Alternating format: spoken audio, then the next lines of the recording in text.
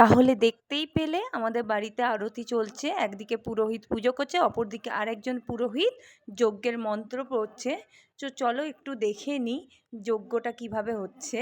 অপরদিকে আমার বৌদি মোমবাতি ধরাচ্ছে। তো আমাদের বাড়ির নিয়ম হচ্ছে 108টা প্রদীপ জ্বালাতে হয় বা মোমবাতি জ্বালাতে পারো। তো সেইটাই কাজ চলছে, চারিদিকে মোমবাতি জ্বালানো হচ্ছে, 108টা মোমবাতি ধরানো হচ্ছে, চারিদিকে পুজো হচ্ছে। কেমন লাগছে আমার ভিডিওটা তোমরা কিন্তু জানিও।